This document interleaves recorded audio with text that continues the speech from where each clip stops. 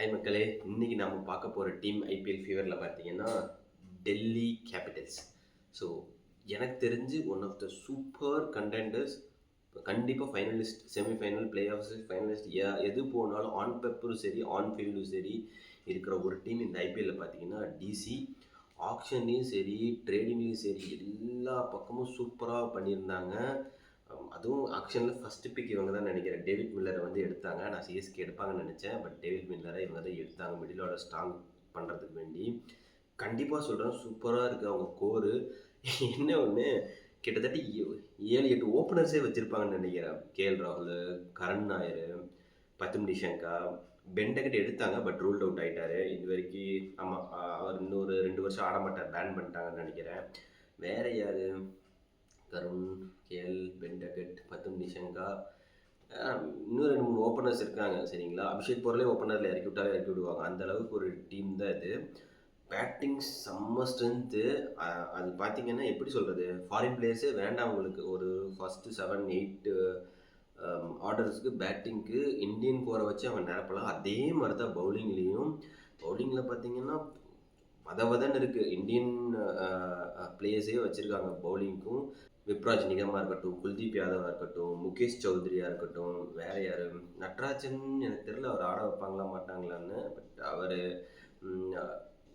வேறு யார் இருக்கா, Axar Patel captain as usual. ஓகேவா, அக்ஷர் பட்டேலை வந்து இதே பண்ணிக்க முடியாது, அக்ஷர் பட்டேல் கேப்டனு.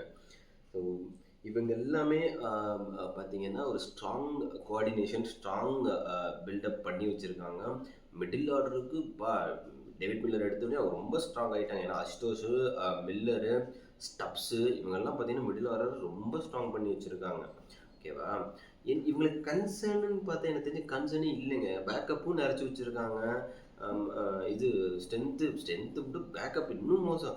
ஸ்டார்க்குக்கு ரிப்ளேஸ்மெண்ட்டாக இங்கிடி வச்சுருக்காங்க. ஏன் இங்கிடிக்கு என்னங்க குறைச்சல், அவ்வளோ சூப்பராக போட்டிருக்காரு நம்ம இந்தியன். இது அதாவது T20 ஆடும்போது இந்தியன் பவுலர்ஸ்க்கு ஈக்குவலாக இங்கிடி பவுலிங் பண்ணிட்டு இருந்தார்.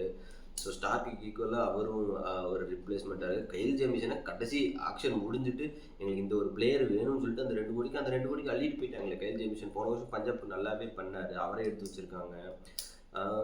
வேறு ஸ்டப்ஸும் நிதிஷ் ராணாவை ட்ரேடில் எடுத்தாங்க ஆர்ஆர்லேருந்து. ஓகேவா, ஸோ இவங்களுக்கு பாருங்க, டாப் ஆர்டர் அவங்க ஃபில் பண்ணிடுறாங்க. கேஎல் ராகுல், கருண் நாயர் இவங்கெல்லாம். இடையில பார்த்தீங்கன்னா ஸ்பின்னர்ஸே பார்த்தீங்கன்னா பிளேயிங் லெவல்லே ஸ்பின்னர்ஸ் பாருங்கள். அக்ஷர் பட்டேல் கேப்டன், அவர் ஸ்பின் போடுவார். குல்தீப் யாதவ் கண்டிப்பாக எடுத்து வைப்பாங்க. ஸ்டப்ஸ் வந்து பவுலிங் போடுவார். நிதிஷ் ராணா பவுலிங் போடுவார். பாருங்க, ஸ்பின்னர் அங்கேயே முடிஞ்சு போச்சு. 4 பேர். நீங்கள் விப்ராஜ் நிகம் வேணும்னா யூஸ் பண்ணுங்கள், இல்லாட்டி விட்டு இது பண்ணிக்கலாம், இம்பாக்ட் சப்பில் கூட வச்சுக்கலாம். அந்தளவுக்கு ஸ்பின்னரும் நிறைஞ்சு கிடக்கு. பவுலிங்கில் நான் சொன்ன மாதிரி இவங்க எல்லாத்துக்கும் போக அந்த ஸ்டார்க்கு, இவர் இங்கிடி இப்படி நிறைஞ்சிருக்கு. பேட்டிங்லேயும் செம்ம ஸ்ட்ராங்குங்க. பிளேயிங் 11 நான் சொல்கிறேன் பாருங்கள். கேஎல் ராகுல், அபிஷேக் போரல் ஓப்பன் பண்ணி இது பண்ணிக்கலாம். கருண் நாயர் வேணுன்னா விளையாட வைங்க, இல்லாட்டி ஒரு மேட்ச் வேணால் ட்ரை பண்ணி பார்க்கலாம். போன வருஷம் ஃபஸ்ட் மேட்ச் மும்பை இந்தியன்ஸை போட்டு பொழந்தெடுத்தார். அந்த மாதிரி வேணால் ட்ரை பண்ணி பார்த்துட்டு இவங்களே ஆட வைக்கலாம். கேஎல் ராகுலும் அபிஷேக் போரலும். நிதிஷ் ராணா ட்ரேடில் எடுத்துருக்காங்க, கண்டிப்பாக ஆட வைக்கலாம் அவரை left ஹேண்டுக்கு. Axar Patel, Vipraj Nigam, Stubbs, அஷிடோஸு, Stark, அக்யூப் நபிதார் இவங்க எடுத்தாங்க. நான் சிஎஸ்கே எடுப்பாங்கன்னு நினச்சேன். பட் இவங்க எடுத்திருக்காங்க. ஒரு ஜம்மு எக்ஸ்பிரஸ்ன்னு சொல்கிற அளவுக்கு சூப்பராக பவுலிங் போட்டுட்ருக்காரு. டொமஸ்டிக்கில் செம்ம பெர்ஃபார்மன்ஸ் காட்டியிருக்காரு. Player to watch out for என்னோட இதில் குல்தீப் யாதவ், முகேஷ் சௌத்ரி. இது போக இம்பாக்ட் சபா வேணால் மில்லரை வச்சுக்கலாம். அது போகவே இம்பாக்ட் சபா இங்கிடி இருக்காங்க. சமீர் ரிஸ்வியும் ஒரு அண்டர் ரேட்டட் டேலண்ட் தான். பட் வாய்ப்புகள் கம்மி அப்படின்னு நான் நினைக்கிறேன். இன்னும் கொஞ்சம் வாய்ப்பு கொடுத்து பார்க்கலாம் மிடில் ஆர்டருக்கு. ஸோ அந்தளவுக்கு வச்சுருக்காங்க. இவங்க கண்டிப்பாக டைட்டில் அடிக்கிற டீம். ஆன் பேப்பரும் சரி, இதுலேயும் சரி, ஃபீல்ட்லேயும் சரி, அந்த அளவுக்கு வச்சுருக்காங்க. பென்டகட் ஓகே ஃபைன், அவர் அவ்வளோதான். இனி ஒரு 2 வருஷத்துக்கு இது பண்ண மாட்டாங்க.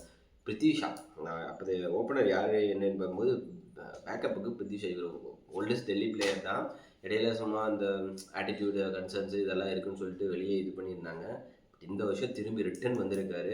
தெரியல, மேபி இவங்க வந்து ஒரு ஃபஸ்ட்டு ஒரு 5 மேட்ச்லேயே காம்பினேஷன் கண்டுபிடிச்சிட்டாங்கன்னு வைங்களேன். ஃபஸ்ட்டு 4 மேட்ச்சில் 5 மேட்ச்சில் அதே இதில் போயிடலாம். கடைசி ஒரு 2 மேட்ச் வேணால் பேக்கப்ஸ் எல்லாத்தையும் வச்சு குவாலிஃபை ஆகிட்டான்.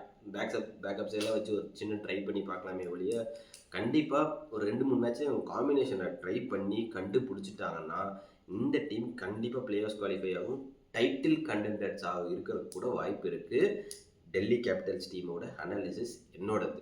உங்கள் கமெண்ட்டை நீங்கள் போஸ்ட் பண்ணுங்கள். டெல்லி கேபிட்டல்ஸ் இந்த ஐபிஎல் 2026 கப் அடிக்குமா அடிக்காதா?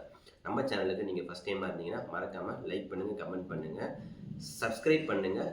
கமெண்ட்டை போஸ்ட் பண்ணீங்க, பின் பண்ணுற கமெண்ட்டையும் பார்த்துட்டு ரிப்ளை பண்ணுங்கள். Until then shining off from media சந்தை. பை.